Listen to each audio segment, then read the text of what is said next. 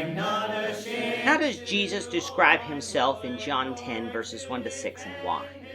This is the question that we seek to answer today as we continue our verse-by-verse study of the book of John on Walking Through the Bible. The glory of his cross.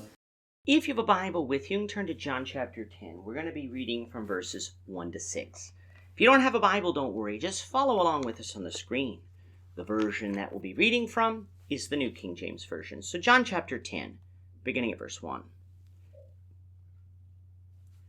Most assuredly I say to you, that he who does not enter the sheepfold by the door, but climbs up some other way, the same is a thief and a robber.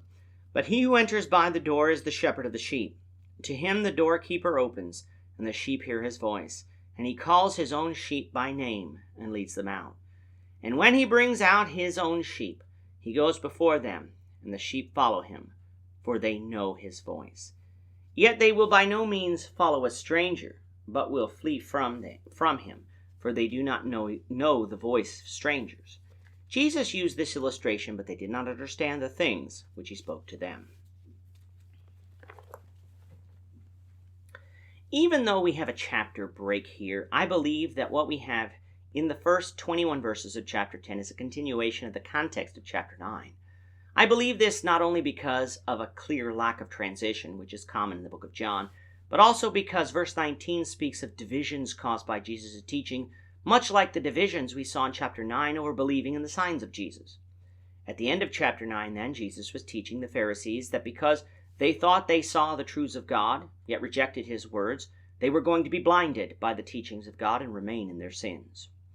Only those who recognized their spiritual blindness, the fact that they were living in darkness because of their sin, would come to the light and receive their sight and have their sins forgiven. Transitioning to chapter 10, Jesus confronts head-on why it was foolish to consider him a false prophet. He begins by saying that the person who tries to enter the stables of the sheep by any other way than the door is a thief and a robber. In the time of Christ, different flocks of sheep were often housed together and guarded by a porter throughout the night. Then, when the morning came, the shepherd would come, the porter would recognize the shepherd, open the door to him, after which the shepherd would call his sheep, and they would come to him. All of the other sheep would not come to him, because they didn't recognize his voice. This true shepherd has a personal relationship with his sheep, for he calls them by name, just as we call our pets by name. A robber can't do that. Once he has gathered his sheep together, he will lead them out to the pastures to graze and drink. Notice here, the shepherd leads the sheep. He doesn't drive the sheep against their will. He leads them, and they gladly follow because they trust the shepherd. However, these sheep will not follow a stranger. In fact, they will flee from a stranger because they don't recognize his voice. Now, when Jesus used this illustration concerning himself, those listening didn't understand. Can we understand what Jesus is saying concerning himself? I believe we can, using the context of this book. Jesus, of course, is claiming for himself to be the true shepherd, and of course, the sheep would be his disciples. In being the true shepherd, Jesus was stating that he was the prophet, the Messiah, that the Jews had been looking for.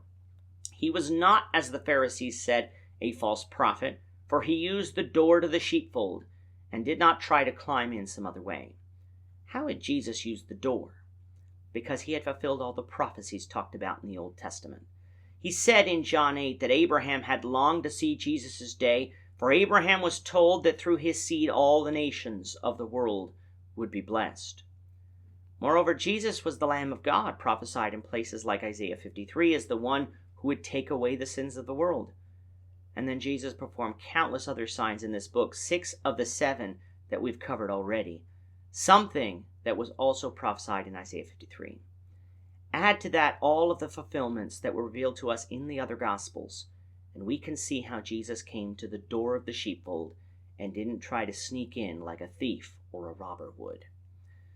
Who then is the porter that let Jesus into the sheepfold?